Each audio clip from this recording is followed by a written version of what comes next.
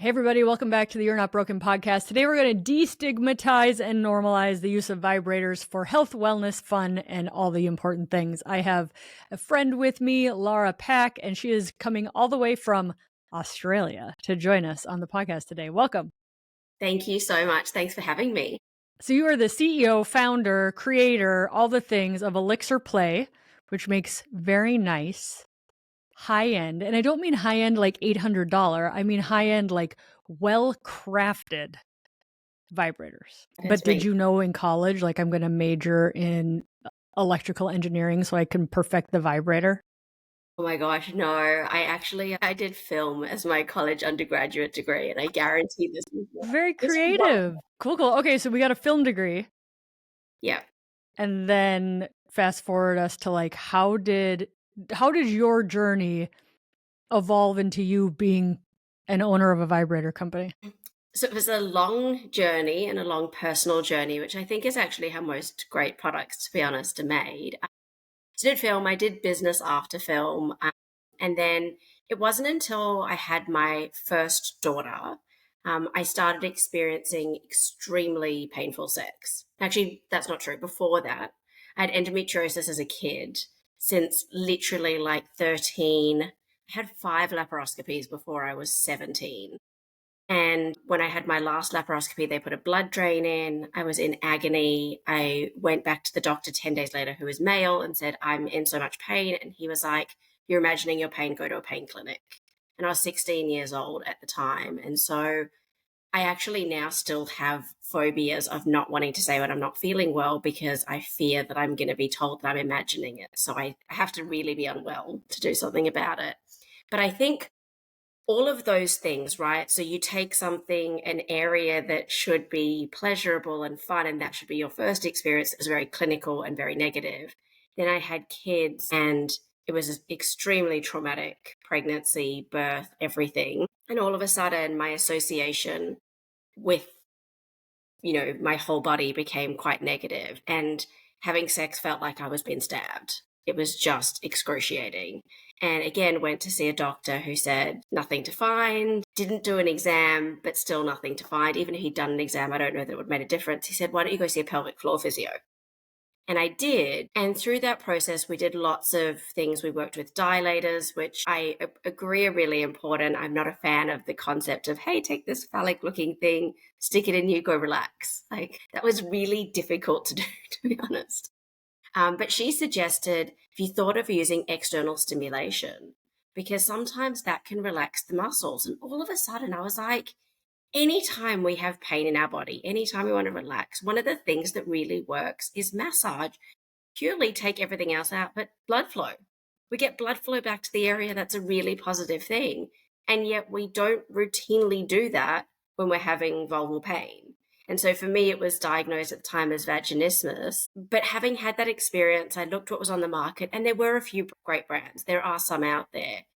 But honestly, the vast majority were really vulgar, offensive looking, scary looking, huge girth, internal focused products. And I was like, no, this is just not going to do. And decided to go about trying to create my own brand that I could create my own products, but also that I could run the brand and choose what elements I wanted in it. And a big focus on it's actually education, because a lot of people don't know the basics of things like, hey, this is really good for blood flow.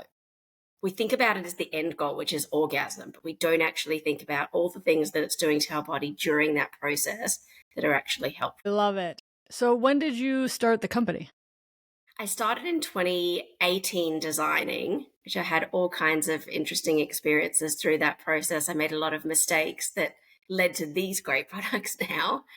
And then I launched it actually in March 2020, which was, for anyone that remembers March 2020, I have it. So it was an absolute disaster. And it took a while. I couldn't travel. So for anyone who doesn't know, Australia was physically shut down. And by shut down, you had to apply to the government to leave the country. Dude, you guys couldn't go. I learned this when I was over there. You guys couldn't travel more than 5K from your house. Yes. And you couldn't go into other states. So I live in Sydney. I couldn't go to Melbourne. I couldn't go to the Gold Coast in Brisbane. So it was not an The ideal Americans were like, oh, we thought we had it. We thought we had it rough. Oh, yeah. No, everyone, I mean, the poor people of Melbourne were shut down the longest. But yes, it was not a great time to launch a company and a brand. I'd had like soft launches before then of a previous product that was a disaster because I didn't research it and because I didn't think about what it was. I just wanted to make a product. And yeah, so 2020 was kind of when it first came out. Probably 22 was the first time it really started to hit the shelves. Hit the shelves. What are you willing to share your background and your religion and how that influenced? Like, how were you raised to think about Yes. sex? Oh my gosh, yes. So I'm Jewish. I was raised in a traditional home. It's funny because talking to my parents now, they're super supportive. But I remember They know what your business is. sorry. They know what your business is. Oh my gosh, yeah. My mum was at the So Hot Right Now event where she was out there telling everyone Did about she it. love it? She absolutely loved it. Told all her friends, has been sending all her friends the links to watch it, which by the way everyone should do because it was amazing. That's amazing. The female camaraderie was amazing as well, and the information.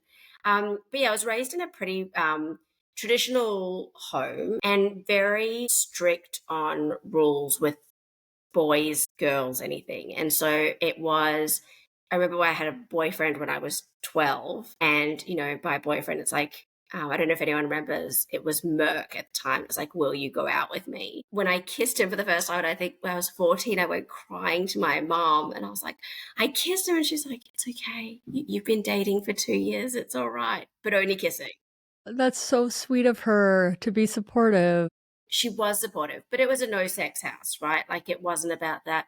We obviously had lots of discussions about things because I had to start the pill when I was 13 for the endometriosis, but not in a sexual way. And sex was taboo and a no-go.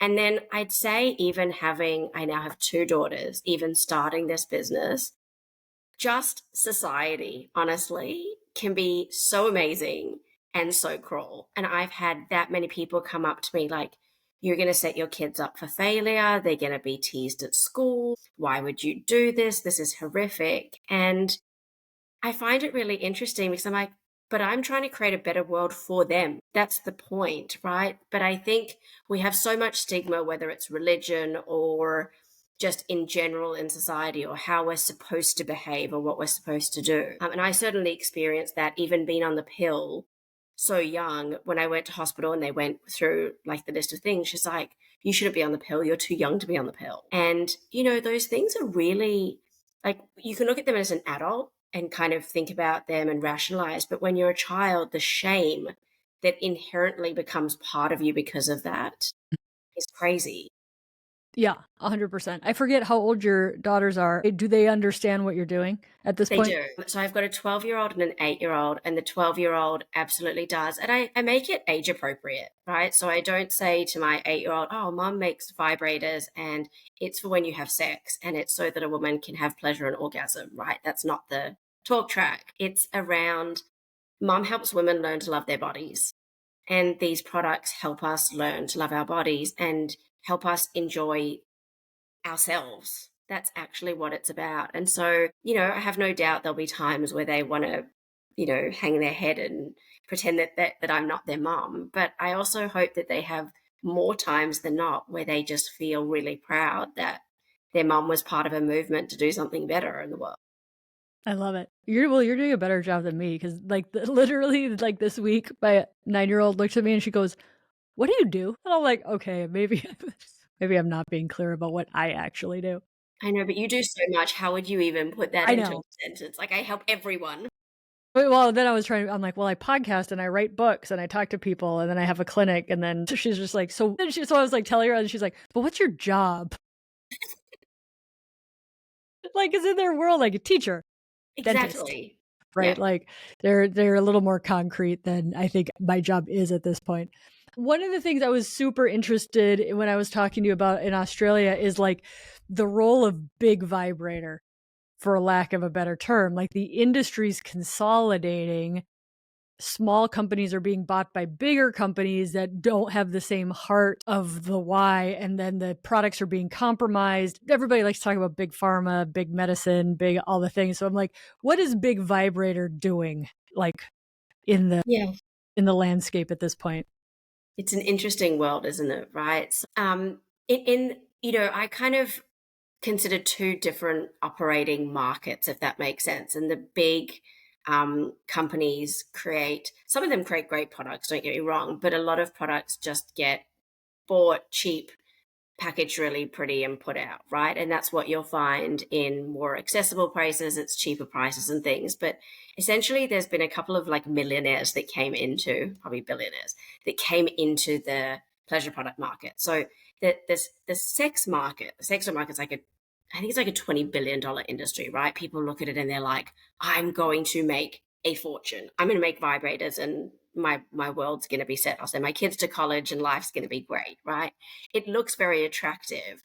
And it's really actually difficult to work in because there's no regulation, right? Which would seem a positive, but there's also a lot of stigma around how you can get into certain stores. Like, for example, in New South Wales, in Australia, you still can't have pleasure products on ground level. You'll notice for a lot of sex stores, you either have to walk downstairs or upstairs to be able to get to the main levels, right? That's a law. That's a law. We're talking 2025. But essentially what's happened is some billionaires have come in and said, cool, we'll do this. And so they make products on absolute mass scale and they sell it really, really cheap. And then they've been buying other companies. So two massive companies ended up merging. You'll still see them as the brands that they are, but they're merged under one leadership. And so what ends up happening, it's part of the reason, to be honest, why I haven't taken funding in for me, right? And it hurts you because you don't have the same dollars to be able to spend on it. But the problem is when you start moving to that level, you have to sacrifice something. You're reporting to shareholders or you're reporting to someone else. So something has to give.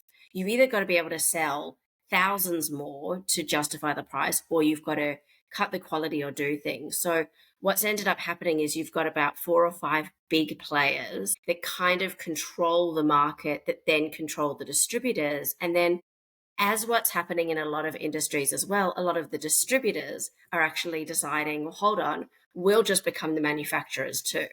So you'll see like a company like Adam and Eve, for example, they have an Adam and Eve range, right? Traditionally, they would have bought from brands, and they still do, but now they have their own. So it just becomes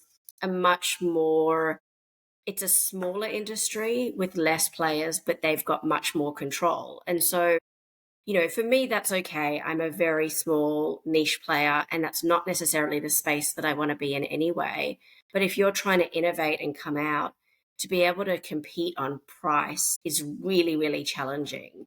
And so you end up either not making as much money, which for a lot of people, that's not okay. For me, that's okay because I love what I do and I do it for different reasons, or you end up sacrificing quality. Yeah. I think there's I'm seeing a lot of very expensive vibrators come out on the market, and I wouldn't say that. What do I say? When I was in college and med school, you could go get a $10 vibrator. It was a piece of crap. You put silicone lube anywhere near it and it crumbles, right? Like, it's a piece of crap, and that was all there was, right? And then it's like the price kept going up and going up. But what I'm seeing now is the price keeps going up, and you're not getting all that much. You're not getting $300 more out of it than you would if you got like a high quality product that came in. I'm using US dollars, but like the higher double digits, the lower triple digits is going to give you a very solid vibrator that I think adding more hundreds of dollars onto it is not going to give you any more mind blowing pleasure, health, orgasm, anything like that. So like there's like a price range that's reasonable. I don't recommend buying the $10 vibrator. But at some point, like the good thing, I guess what I'm saying is, like, for your products, the fact that there are $400, $500 vibrators is like, those aren't better just because they're more expensive. Like, there comes to a point where, like, like the how good televisions get, and they're like, it's this many pixels for ball, and you're like, at some point your eye can't tell, right? Like, it's like at some point your vulva doesn't care. No, it doesn't. And I think also I don't know, for me, and this is just a personal thing, right? But if I have to like tilt my head to understand how a product works, you've lost me. Like, I want to be able to see something and be like, oh, okay, I kind of understand my anatomy. That should work. And I think one of the things that everyone should consider is like, this is just as much a psychological thing as it is a physiological thing. So, actually enjoying the experience and having a beautiful product really helps, right? Like when we talk about the $10, I mean, I've owned the $10 as well. Don't worry, we've all had them, and I certainly get sent them a lot. Everybody's been to college. Everyone's been to college. Everyone was on a budget. Don't budget your vulva though. But in general, I think that you know, you look at the quality and things, and this is what upsets me in general about the industry. Is like I take it really seriously when someone purchases my product. I want to know that it's going to work. I want to know that the customer service is there. I want to know that the quality is there, that it's been independent, that they can trust that it's a good product, right? Because there's no regulation.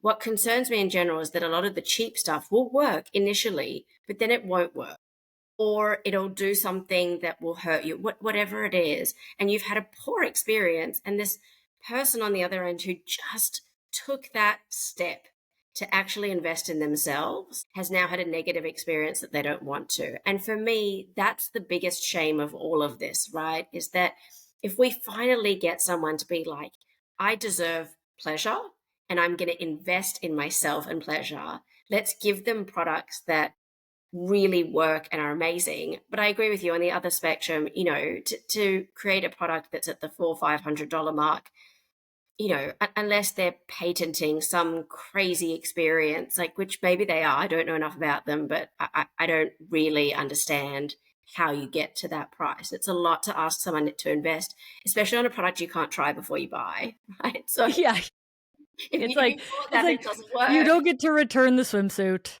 Exactly. You don't get to return your vibrator. Yeah, exactly.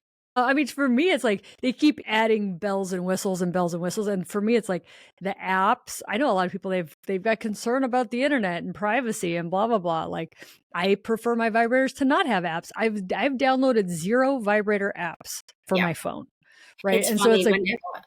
yeah, they Sorry. keep adding bells and whistles, and it's like you don't need that to have an orgasm. Well, I actually think, I mean, look, it's probably because the experience for me came from pain, right? And control. So I actually want the control. And it seems like the people who purchase my products do. But every time in manufacturing, they're like, do you want an app? And I'm like, no, because I think there's something to be said for holding the control and being able to manually adjust it, right? And actually, that also puts you in the region so that you're nearby, you're touching, You're you're not deciding. dissociated over here on your phone. Exactly. You're not Yeah, sitting there yeah. having, and also, take out with a partner, which I'm a massive advocate for vibrators with a partner, but for yourself, that should be it's like a meditation practice. It's just you and your vibrator and what you're doing, not you, your phone and your vibrator. Like, I think we Yeah, have and enough of is your our camera phones on, and do you have Instagram up? Like, there are so many stresses. live. Yeah, like, there's so many stresses on my phone. It's like, and then an email comes in, like, it's not sexy. Yeah, totally. What's some of the most amazing feedback you've gotten from your customers? Oh my gosh. So this is my favorite part, legitimately. I absolutely love it. And I love how much people are willing to share. I had a woman, I mean, it's a horrific story, but she emailed me. She had been abused since she was as young as she can remember, I think from 2 years old. She'd never been able to enjoy penetrative sex. She'd never been able to orgasm, and she was married. She had kids. She was in her 50s. And she emailed to ask which product. We kind of went through, like, here's what you could do. And she actually bought Amethyst and used it externally to begin with. And she sent me an email about a month later, and she was like, she'd been working up to it. So I think this is what's really important, right? It wasn't she got the product, she used it, she had an orgasm. That's not realistic for someone who needs to go on a journey, right? And has been on a journey. But she said it was the first time she'd been able to enjoy the experience. And she wrote to me, she's like, I'm still a work in progress. That was actually the title of the email. But I'm getting there and I'm learning. I get goosebumps as I talk about. I'm learning to trust. And I just think for me, knowing that, like, being able to help one person makes it worth it, right? And for every person that buys it, if that's their experience, that's amazing. I'm not here to mass market to everyone. That's not the goal. The goal is about really taking people who want a new experience and helping them along the way. That's why, you'll see whenever I do talks, whenever I'm doing things, like I don't promise that this is a miracle cure. It's not, right? It's a tool in a suite of tools that can help you if pain's been your experience. And if what you're looking for is just a vibrator and an orgasm, it's an amazing vibrator and orgasm as well. But it comes with a lot more than just the product. So that was one of the best. And then I've actually had, like, to be honest, 30% of the people that purchase products are men, which was hugely eye-opening to me. I thought I was only That's a marketing big to women. percentage, especially since you had the female body in mind. Completely. Yeah. And a lot of them reach out and ask, hey, my partner's been experiencing pain, or we're trying to spice it up. What would you suggest? Because instinctively, you'd look at garnet, which is a more traditional cock ring, and be like, oh, that's what I want.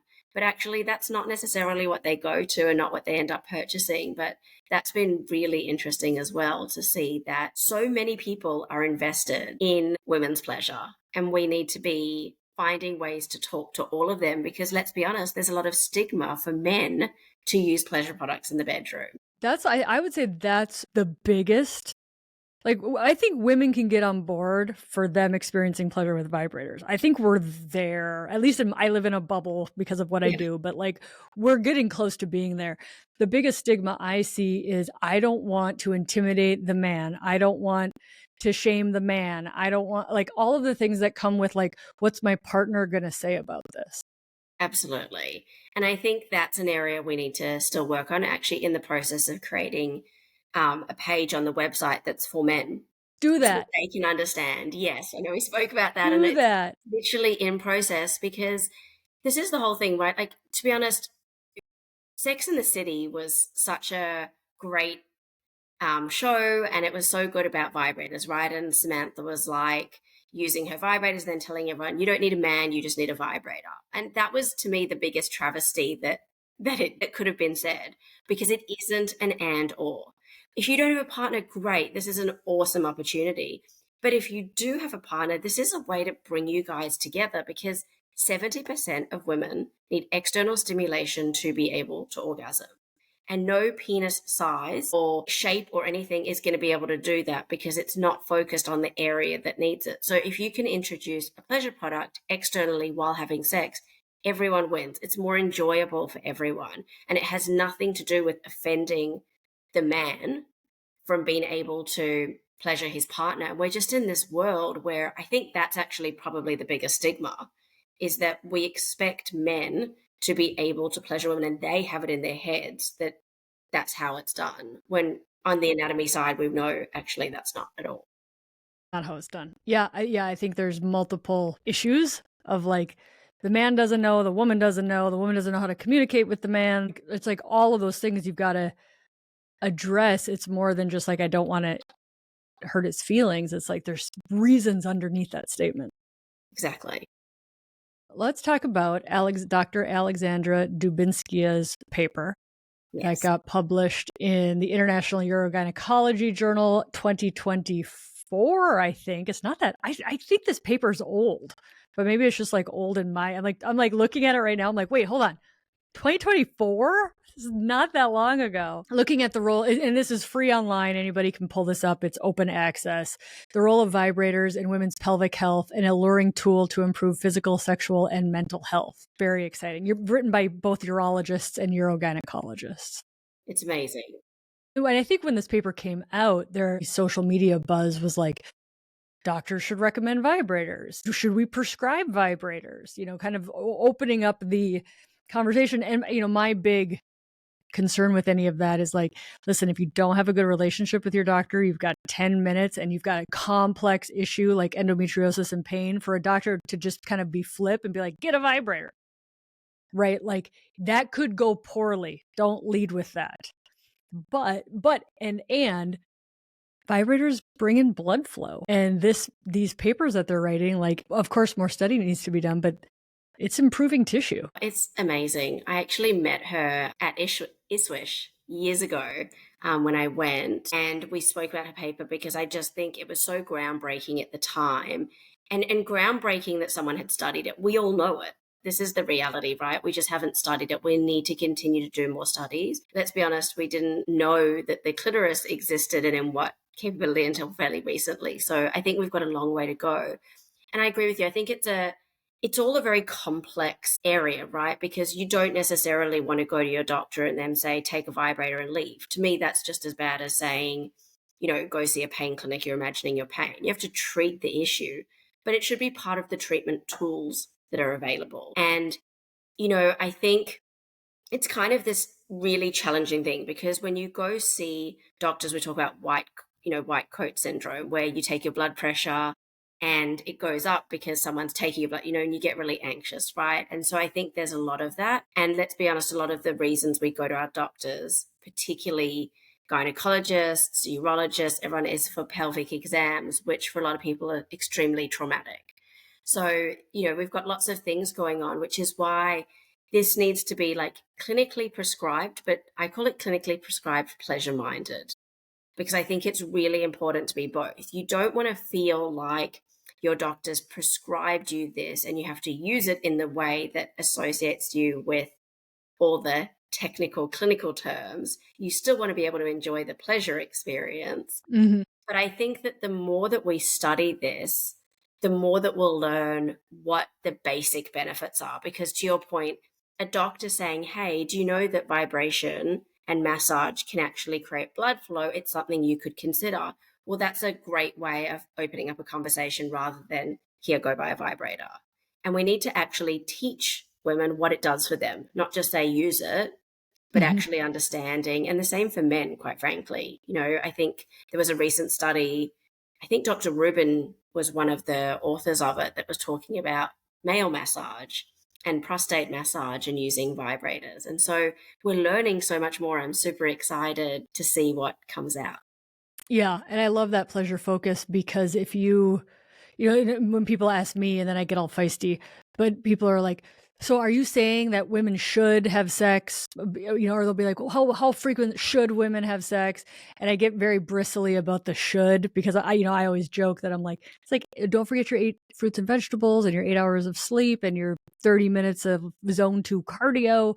And it's like, it becomes a task to accomplish instead of the amazing thing that sex is, which is a release and an escape and a pleasure and a connection. And like, you can't prescribe that per se, but Absolutely. you can prescribe like, hey, there are these tools. And the other big myth is like, we have technology everywhere except for like this one realm where we're like, I don't know about that. It's so true.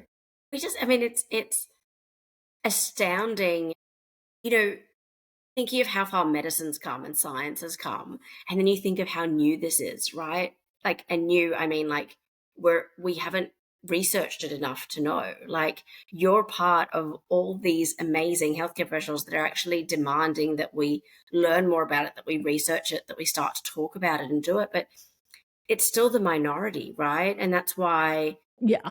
it's yeah. Anyway, we'll get there one day. But thank you for leading the way on it. If you had unlimited funds to research something about vibrators, what would it be? Oh my gosh, everything, like literally everything. Like, I want to really understand more about what the health benefits are. Like, how does it stimulate in the area? What does that mean on the rest of your body? Right. So we know that dopamine happens when you're having an orgasm. What does the blood flow do?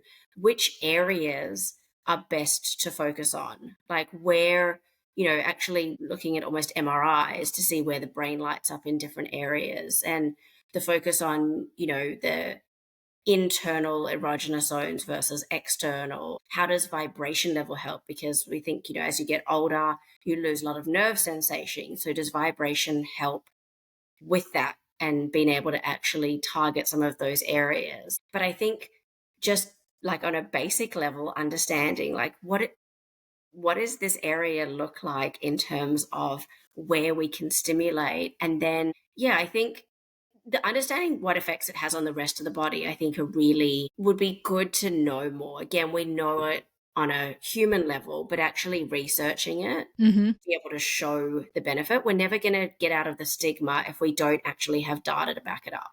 We can Yeah. talk about it all the time, but Yeah. evidence actually matters. We need to create the evidence to actually be able to have these conversations on a more wide scale. I'm just thinking about all the wearables now that people have. Like I have a Whoop band on right now. In America, continuous glucose monitors are over the counter, so you don't need a doctor prescription for them. So I'm like, is your glucose better managed after an orgasm? Is your sleep deeper if you have an orgasm before you go to bed? Like people can measure these things now. And I wonder if Absolutely. we're going to start seeing people share that data if they're doing that. There was a documentary a little while ago where I don't think they ever proved it, but it'd be interesting where we live in this world where we prescribe antidepressants, which I'm absolutely for. I think it's really important. But sometimes I wonder, as well as that, can we prescribe happiness? Can we prescribe orgasms? Is there something where does it affect your sleep? Does it affect your well-being? And I think it's kind of a bit of a chicken and the egg, right? We know that when you start to use them, you're going to feel better and you're going to have an orgasm. You also learn to love your body and appreciate it more. But some of the reasons you don't want to is because you're not yet comfortable with kind of getting to that place, right? So it's almost just that take the leap and give it a try, and it will probably help with some of the other things you're feeling about yourself. But it is hard to get to that point where, feeling comfortable enough in your body to actually invest in your own pleasure can be a big challenge. Yeah. Oh, I think the other chicken and egg thing is like if we do prove that it lowers your glucose or it helps you sleep deeper, and it gets all shouldy again of like, well, you should have an orgasm because it's better for your sleep, and you should like it almost is like going against again that beautiful thing that sex is, and then making it a health benefit. So people are like, tell everybody the health benefits of orgasm, and it's like there's a multitude, and we don't even have a lot of data, and we still can say there's a multitude, right? We have enough. But then again, it becomes a you should have an orgasm. Yeah. I think we have to, so true. I think despite the data, we have to still consider the human. And I think we were discussing that at the beginning when you were talking about that 10-minute consult. It should be individualized and where you feel it's appropriate and no pressure. I don't think anyone should ever be under pressure. It's like, hey, here's a couple of things that might help for you. If you want to go give it a go, but let someone have the autonomy to make that decision themselves, because that's part of what makes it enjoyable, is that you had the control. And especially when we talk about sex, when we know that 20% of people have experienced sexual assault, they've had an experience where they were not in control. We don't want to be part of a world that takes that control away from them in any respect, right? What we want to do is actually give that back and show how they can find it themselves again. So I think it's really important. Yeah, I think control and safety, time and time and time again, is like if you don't have those things met, everything else is icing on the cake, but there's no cake. Yeah, I totally agree.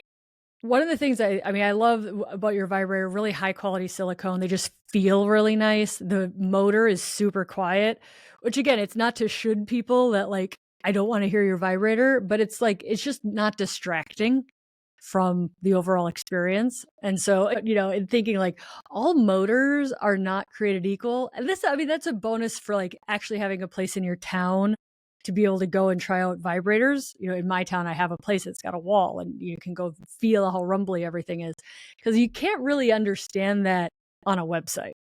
No, it was really funny when I designed the products. I used an external quality team who do electronics, and I got them to test the decibel levels. That's how you test sound. And so this poor guy said, I've given people stories for life, to be honest, for the things that they're doing. But it came up at 35 decibels, which is pretty low. But one of the things they're saying is like, I think it's really unsexy when you get into the bedroom, you turn on a vibrator and it sounds like a lawnmower, right? It's like you instantly lose the vibe. And so for me, it was really important. And it's all about how you encase the motor, right? So that's critical. But the other thing is also the arthritis you get in your hand. Because traditionally, when you make products, you take a plastic product and you wrap it in silicon. But then what happens is the motor can kind of travel the whole way up the plastic. So it vibrates the whole way up. And you end up holding it in your hand. Like I'm shaking my hand as I talk to you because I'm just remembering the experience. Whereas when you encase the motor, I use a specific type of liquid silicon where it's just the plastic around the motor and the rest of it's the liquid silicon. So the benefit of it is it can bend and flex, which I think is really important when we're dealing with an area like all bodies are different. And so why would we want the same, exact same carbon copy product that's going to work for you the same as it works for me? But also it makes it less noisy and it's able to move, right? And so all those things kind of come into it. But it's certainly been interesting in the testing phases of it. But I agree, it's really hard to tell people online, what it Yeah, sounds. like how loud it is. I think the other point which you just brought up is your products are very flexible, and that's unique. Like, there's not a lot of super flexible vibrators, and I think that's a novel thing. I think it conforms to bodies a lot better because you can kind of do whatever angle or position that you want with it, and it can adapt to it. I think that's a superpower of your Thank you. products. It was actually really part of the design process for that reason, right? We were talking about it like our bodies are not the same, and particularly with a traditional rabbit, if that's not where your clitoris is or where the part of your clitoris is that you feel pleasure, and that's not internally, well, then I call it like you're doing yoga around your product. You want the product to do the yoga for you, not you have to do the product. So, yeah. Oh, I love that.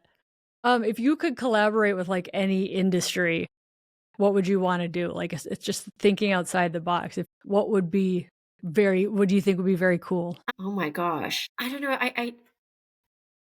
I could say tech, but I agree with you. I don't know that it needs more tech.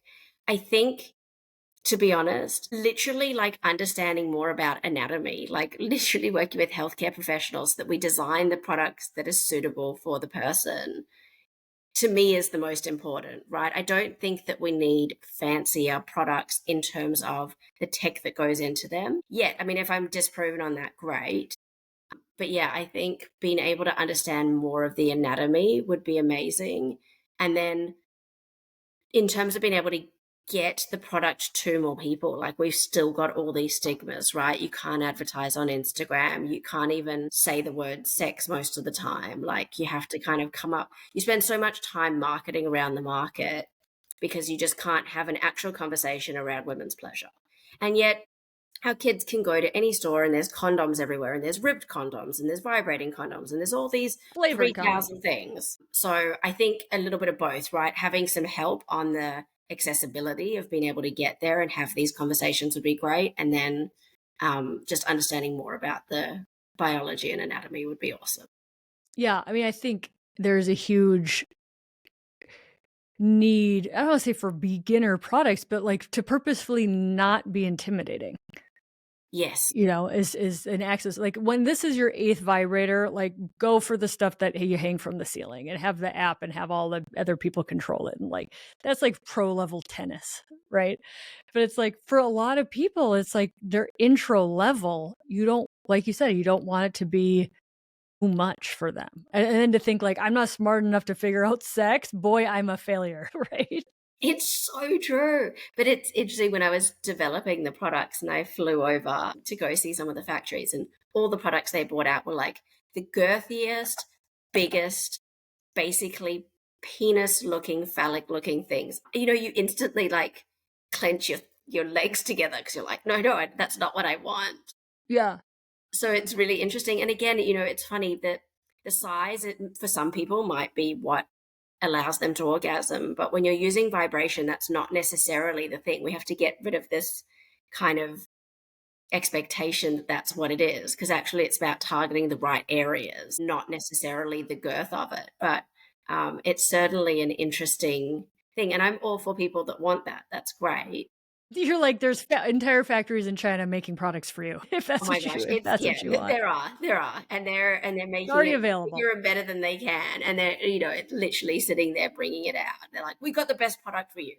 I'm like, yeah, you're clearly Women are gonna love this. The traumatized women are gonna love this. No, exactly. if I had unlimited research dollars and capabilities, I see a lot of women who are like they have pain with sex, and I start talking to them, and it's like their partner is very well endowed. And I'm like, never have I ever seen a research paper on the length of her unaroused and aroused vagina and the length of his aroused penis, and actually look at how many heterosexual couples are mismatched size-wise. And I would do that only to be like, I have to think it's probably like 20%, 10%, right? Like, how many women are below average on vagina size and how many men are above average on penis size? And then, like, those people are getting together, right? So I'm like, first of all, normalizing that. And then I want to normalize the fact that she always thinks she's the problem because she can't accommodate the partner. Instead of being like, how about he's the problem? He's just on the upper end of the echelon. Like, that doesn't mean you're broken, right? It just means we got to adapt to that and adapt to what pleasure is and blah, blah. So in my perfect, like, unlimited research funds, I would love to document mismatched pelvic measurements. Have you seen anything like that? I'm like, I'm putting it out into the universe to be like, does that exist? Why has nobody done this? Let's stop blaming the woman. We can find out. I'm like, she has pain. She thinks she's the problem. He's like over here at like 8 inches or, whatever that is in centimeters. But it's like, maybe he's just oversized and you can stop taking the shame of it. Yeah. I think the taking the shame is the biggest part of all of it, right? There's not something wrong with you in any of these situations. Like, our bodies are complex and there's often reasons for it. And sometimes there are things that happened to you 20 years ago that you don't necessarily remember, but your body remembers. We create responses to it. So I love it. Well, thank you for coming on. The company is Elixir Play. Amazing videos and education over there, and soon to be a page on there for men. So look for that. No pressure. thank you so much. But the podcast will air this spring. All right. It'll be up. Anything else you want to share with the people? I just wanted to, on behalf of women everywhere, thank you. I have your book. I follow your podcast, your information. And, for those of you listening, obviously you've heard from Kelly and the work that she does, but I don't know how much you appreciate how unique that is in this space and how much we desperately need it. So thank you. Like, I don't say that to suck up. I say it because honestly, it makes a difference to women everywhere. And you're part of the reason that I do what I do. So thank you for leading the way so that we can follow. Thank you so much for saying that. And thank you for coming today. Thanks so much. You're welcome.